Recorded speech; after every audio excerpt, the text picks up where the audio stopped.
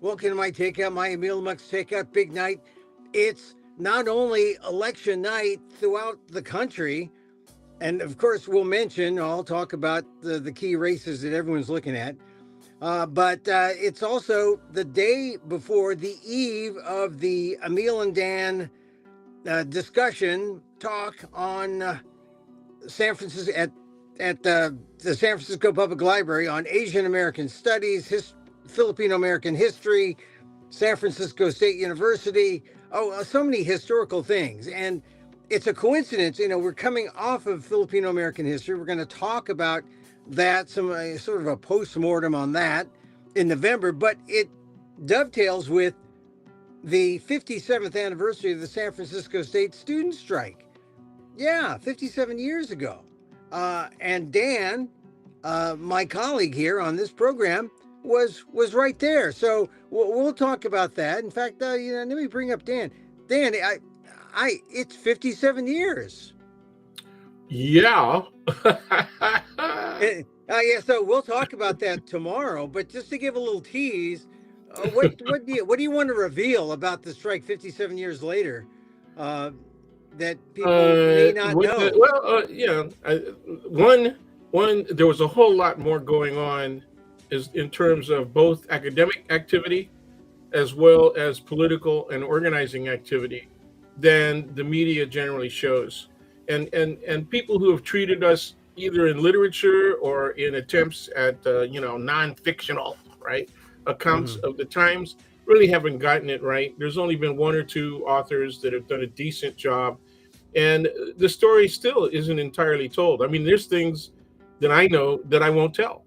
I Yeah. just Well, won't do that. well. Here's the thing. All right. So that's kind of interesting. The things that things that haven't been revealed. But what give us one tidbit that people may not know generally about the San Francisco State strike that happened 57 years ago that might shed some light on it now 57 years later. There were quite a few people who were members of the Hayakawa administration that were very helpful to us. And there were Mhm. some key members of the administration and some key members of the faculty who are either non-committal Mhm. or only supportive of the strike in principle rather than activism, right? Who Mhm. who were very important. And I don't know if we would have been able to actually conduct classes in the first ever School of Ethnic Studies in the fall of '69 had it not been for the cooperation of those people. All right. So what you're saying is there are unsung heroes, allies that Yes, really greased the skids and made this happen. yes. Right. I One mean, one of the authors, who's still alive today, actually, of a book on the strike, and actually listed some of those people, but he didn't get all of them. And I think they missed the importance of the singular kinds of support that one or two of those members gave, and they miss entirely the fact that personal relationships among the faculty and with the administration and other members of the faculty, how mm. much those mattered to the success of the strike, at least with regard to the establishment of the School of Ethnic Studies. All right, this is just one tease. We're like lifting the fishnet stocking up a little bit so that people can see there are some things that aren't known that could be known that might enlighten people 57 years after the strike. Because I think most people, when they think of the strike, they think, oh, that was student radicalism. And considering the political climate of today, they might see the strike as a bad thing and not a good thing. I guess based on where you are politically, it Sure. could be seen as a bad thing. But as I point out, without the San Francisco State strike, we probably wouldn't have had Filipino American history to the great degree that we have now at a college level. Yeah, I think that's true. Okay, if you want to focus on it from a Filipino American's perspective, it was members of our own community. Very few members of our community were directly supportive, not only of Filipinos, they were supportive of Asian American Studies as a department, and they were supportive of the entire School of Ethnic Studies. including what was seen as the most radical of all elements in the college, the school, which was, of course, BSU, the Black Studies department, and also the American Indian Studies department. Wait, let me just make sure I got this right. You're saying there were very few in our community? Very few. So The that's vast a majority of our community, including some of our own parents, right, were we're very much against. against what we were doing. They didn't want us. First, when I was admitted to state, the first thing my mother said is, "Stay away from those radicals." Literally, the See, first thing she said. She didn't say and congrats on getting into a real college.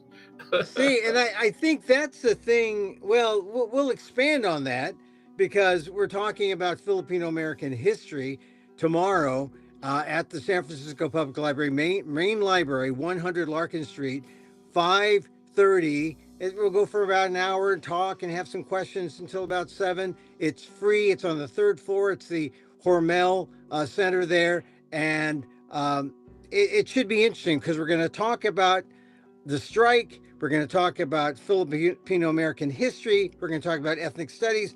And we're also going to talk about the election. And already, as we're coming on now at 5 o'clock, and they've already announced Abigail Spanberger, the winner in Virginia. That wasn't too Yes. hard. No. That was kind of expected that she would prevail there. Her opponent was not that strong, and while people were willing to give her opponent some, a chance, boy, the lieutenant governor stuck her foot in her mouth so many times that I don't think you had. I don't think she was really up to competing against Spanberger. I So think that's one of those situations where you got to ask, that's the best they had? That's the best the Republicans had? Yeah. yeah, She well, couldn't even, she had been so critical of Trump at one time in her political past, public political past, that there was no way that she could embrace him now, and she did not want to be embraced by Trump in this instance either, because everybody sees Trump as a drag.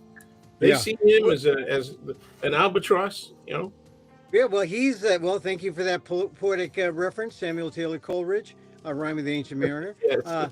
But it's very good to point that out because Donald Trump is sort of the invisible figure Yeah. in these elections. I mean, it's close. It's maybe a plurality, not a majority, but in all the races, Virginia, in New Jersey and New York, the anti-Trump feeling is spurring voter Yeah. turnout, record turnout in New York. All right, so we see Virginia going for Spanberger. I guess it's going to be closer in New Jersey, and they're going to wait a Yes. while Yes. before they declare. It's going to be very Yeah. close there. Mikey Sherrill has suffered some criticism for not running a great campaign. I think it was okay, but I get your, I think she was strong, but she let Ciccarelli come up there. Ciccarelli, right? Am I pronouncing his name correctly? Yeah, I think you Chick, pronounce the CH as an SH, so it comes let's say out Chitterelli. Ciccarelli. Okay, so he's Chicker. So I think he's closing in, but I don't think he's going to have the. It's going to be Mikey Sherrill by a nose or more. But Oh, people oh, wanted more. People wanted more, I think. oh. All right. Now, how about Mamdani? The exit polls that I've seen, they're counting now, but the Yeah, exit polls that I've seen have suggested that people came out to vote, and the a candidate stand on Israel is very important. Like the majority oh yeah, of oh yeah, exit polls. So that could hurt Mamdani, but it also could help him if sure. you're anti-Israel, I guess it would. Well, no, people have been getting more critical of Israel because of the Gaza situation, Yeah, not to mention the West Bank, and this is becoming a global criticism, right? Israel has lost a lot of support oh generally yeah, from the General Assembly of the UN, for example, and they've also lost some support from some of the big four Western European countries. So, you know, it's going well, to be very interesting. Now the Saudis and the Arab League have gotten involved. You know, Turkey is talking about getting involved and throwing some support towards Gaza, Yeah, well, towards the Palestinians. the thing is, when they asked that exit question, and it was based on, is Israel a factor in, your turning out? It Right, could right. go either way. It could go Yeah, either way. If you're pro-Israel or anti-Israel, and a lot of people are now more anti-Israel than not. President Trump went out there on Truth Social, called Mamdani a Jew hater, to try yeah, to yeah. get That's that, right. to try to polarize Mamdani more and to energize people who may be staying at home. And I don't know if that's going to work. I think if anything, it might spur people to go out and say, yeah, well, we're going to vote for Mamdani, not because of the dumb things that Trump is saying, but because he's for affordability, making the city affordable, and he's for all these things that are anti-billionaire. I mean, he's really the anti-billionaire class. Yes. Yeah, that's accurate. Do you My think he's concern is going that to? the Democrats can't just run on the reality, right? The economic reality, and how problematic it is, and how much it's tied to Trump policies. They have to show Mhm. us not only what is wrong, they have to show us what they're going to do about it. And they've got less than a year to do that. They've got to develop a very clear message. Okay, Yeah. was that an earthquake? I didn't feel a thing. No, no, no. It's just Okay. my phone fell off the platform here, but that's all right. That's all right. So Okay. that's a that's interesting though. Some people call it, soul of the Republican Party. If Mamdani is going to be seen as that, or if, how can you translate whatever you get from this election into action if you see Mamdani as a democratic socialist? Right, right. Trump calls him a communist. He's not a communist, but he's taking action. And then you have people who are more moderate. Actually, Mikey Sherrill is talking about coming right out there and going after the utility companies on day one. So I think people want to take action. They want to take action, and if they win, I think that's going to be the test. If they got the message and if their action really does then do something for voters. I think that's also the Republican criticism. What if Donald Trump and the Republicans have talked about immigration and law and order, and those issues on exit polls have come up in the bottom and not the top. They're not the top concern. People are interested Well, in the economy. first of all, they set a very, very high standard for themselves by Mhm. saying, for example, that they're going to get rid of 1 million people a year, right? At least, Yeah. and that they were going after the criminals. Okay, so they set a very high standard for that. All right, Yeah. and now they're appearing not only incompetent, but they're appearing willing to use violence in an extreme authoritarian fashion, okay, against unarmed people without probable cause, with no many of them citizens, actual Yeah. citizens, others actually legally present in the United States with green cards, etc. Yeah, Okay, they're going after everybody, not just undocumented who have criminal past. And then on the other, on another aspect of the immigration question, in terms of offering asylum, Washington Post reports that they're offering asylum mostly to Afrikaners from South Africa. that's the largest group so far, and it's very Yeah, few. It's I mean very we're few, talking. but they happen to be white. Yeah, 7,000. I think 7,000. But the point is, it's almost like going back to 1924. We're selectively putting quotas on countries and saying, this is who we're letting in, this is who we're not. I mean, 1924, which was the most racist immigration act ever in United States history, we're moving toward that Well, direction. we It's need to remind people of who. Well, maybe we should save that for tomorrow. But people need to know against whom the 1924 Act was framed. The, it was against Filipinos, Asian as countries. the primary focus, Yeah. that was their primary targeting. And, certainly, I think this is the thing about when you talk about progressive versus regressive. Democrats have been always progressive. We are now seeing how regressive Well, we have seen in this first year. It's been a year, right? Hard to believe, right? It's been a Yeah, year. yeah, less than a year, but yeah, 10 months Listen, or something. But yeah. yeah. I mean, election to election a year, but we Oh go yeah, into yeah, January. yeah, Yeah. yeah. So the thing that I guess Mamdani, we're going to see it closer than we thought, but he's still going to win handily, right? I think he's going to win. I don't know how handily, but I think he's going Yeah. to win. I There have I been some very successful ads recently put out, really nasty mm, ads from Cuomo, and then of course Mr. Trump, through his support, he announced his own endorsement of for Mr. Cuomo. And I think Yeah. his statement wasn't the cheeriest though. It wasn't about how Cuomo is most capable. He said, "You really don't have any choice." Well, I think that could be the kiss of death for Cuomo. I Yeah. mean, really. I mean, I So, think oh if yeah. I saw that, I said, well, maybe Mamdani's not so bad. But here's the thing. Here's the thing about Donald Trump and the GOP. Today, this is reported that Donald Trump is negotiating with pharmaceutical companies to get the price of Ozempic down to $149. That's his Okay. response to affordability. Instead of thousands of dollars for an Ozempic shot, he's targeting Yeah. overweight voters and saying, we will solve your affordability problem by going to your drug of choice, Ozempic, and getting it down to $149.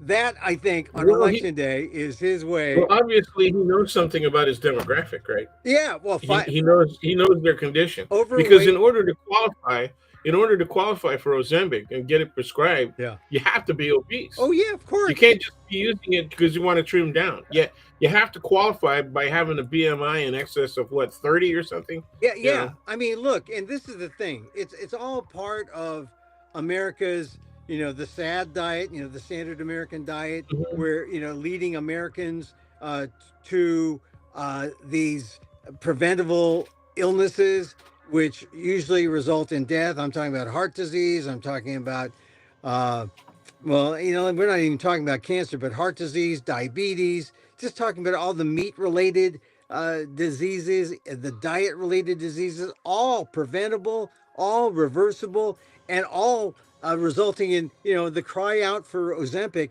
And when I saw that today, Donald Trump wants to get down the price of Ozempic to $149 a shot. I said, oh, this is his ploy. Yeah, you want affordability, rent control, free daycare, free groceries. No, I'm giving you Ozempic at 149 a shot. That's what I'm giving you.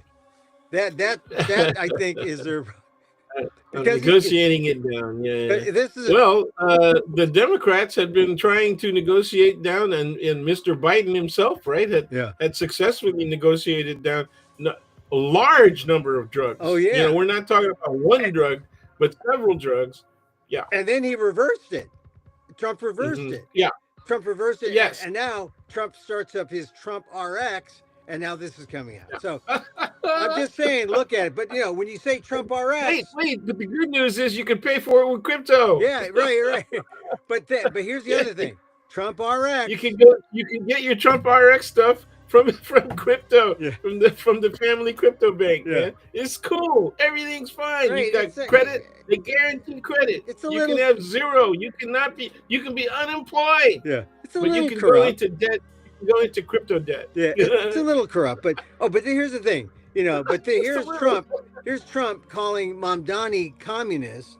But last week, Donald Trump Uh, made this deal with Westinghouse, and making the deal for with Westinghouse to be the nuclear supplier, and the United States has a stake. The United States participates in the profits. So, a lot of people are concerned. Well, I guess that means, there's no going to be no regulation against these plants from proliferating throughout the U.S. and because, well, but yeah, and it's governmental participation. That's how they're going to bring in money. yeah. It's the real image. It's what really could happen, Oh, rather than the tariffs bringing in money. Foreign countries, foreign nations, right, in their trade agreements with the United States, are giving us money. It's just filling it. There it is. Oh, you're back. Right? You're back. You're back. You're back. So Okay, yeah, aren't you feeling it? I mean, I'm in the middle income area, yeah, and yeah. I'm in the middle. Everyone in the middle. well, If you're not making 800,000 a year, you're in the middle. mhm. If you're not making over 500,000, you're in the middle. Whether Well, you, but more importantly, if in certain parts of the country, if you're not making at least $120,000 a year, you're not in the middle. oh yeah, yeah. There is no middle. There's no middle. I mean, I wrote in my last column in the Inquirer.net how the United States is becoming more and more like the Philippines, right? In terms of all its policies, in terms of sinking boats, in the Pacific Ocean, and without without a war, an act of war. There's a lot of things that we need to be afraid of right now.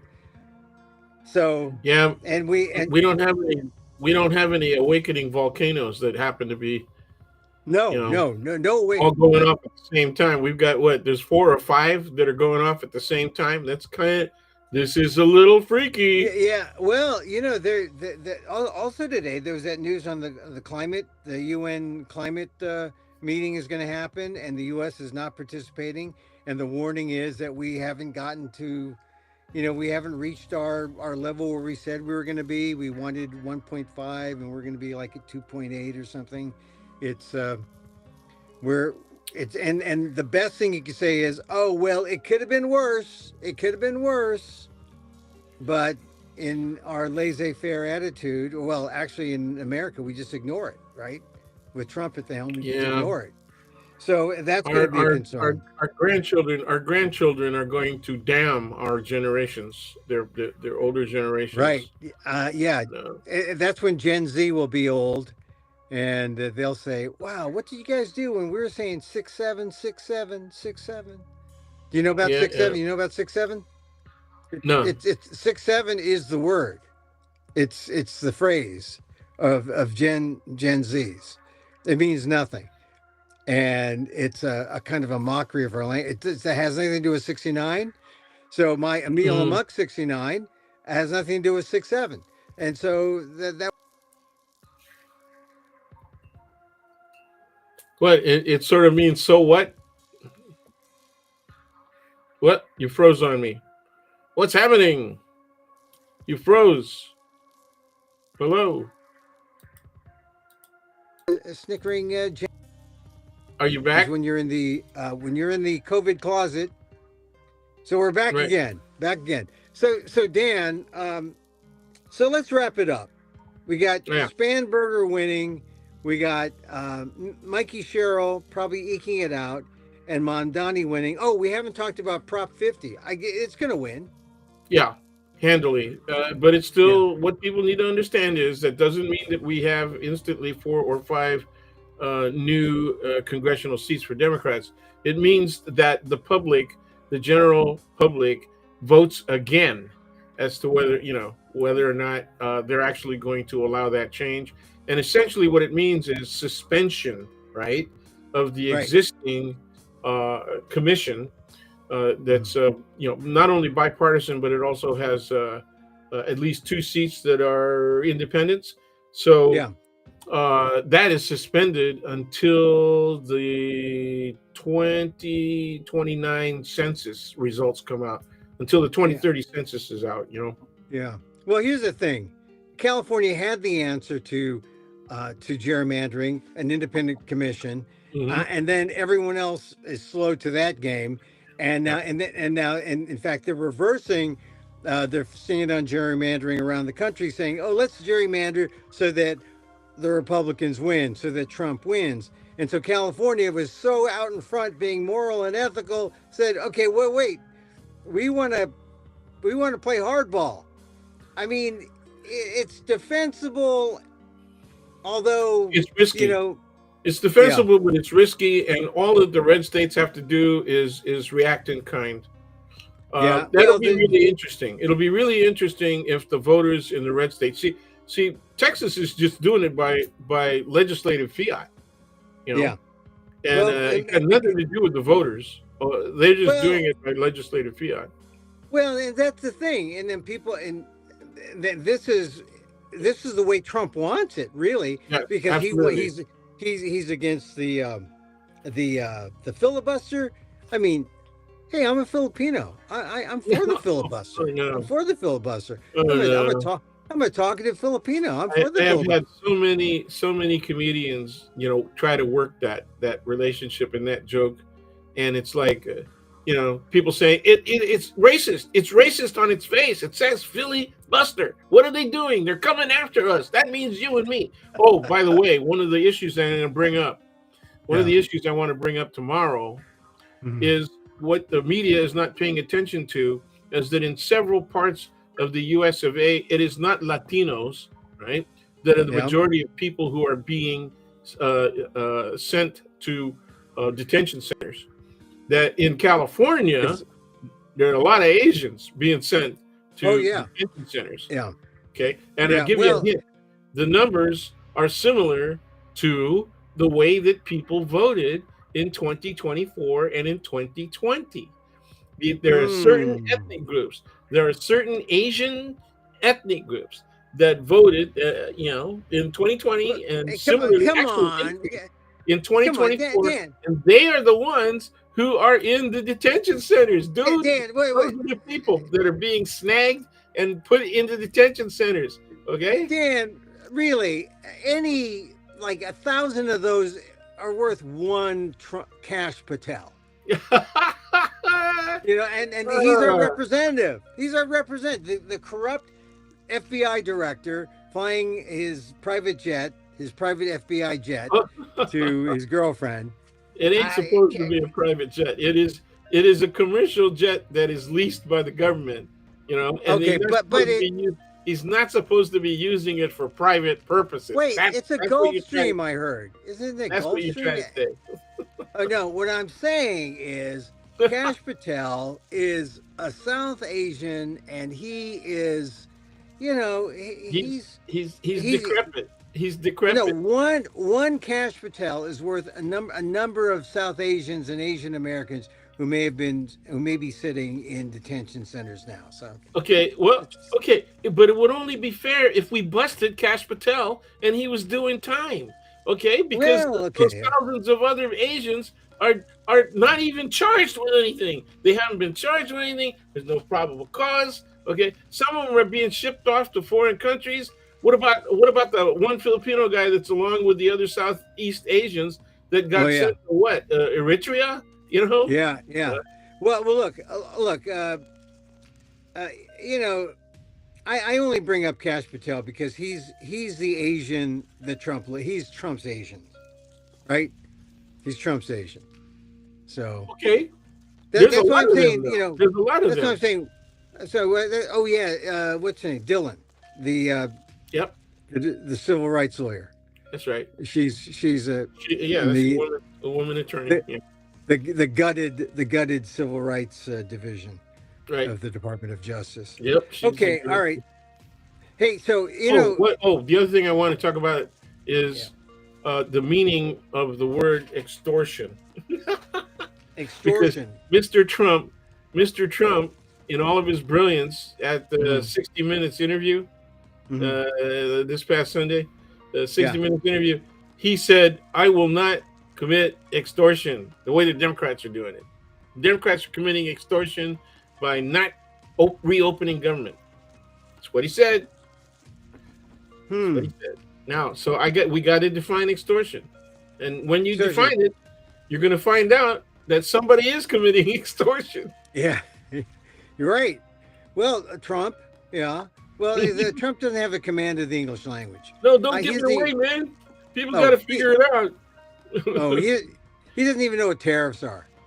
Tariffs are taxes. Tariffs are taxes. They're taxes. Tariffs, yeah, yeah. Yeah.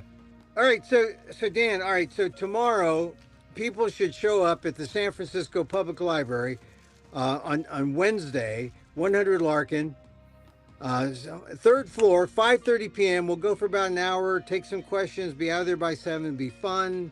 It'll be interesting. We'll be talking about Filipino American history, talking about San Francisco State, talking about the election.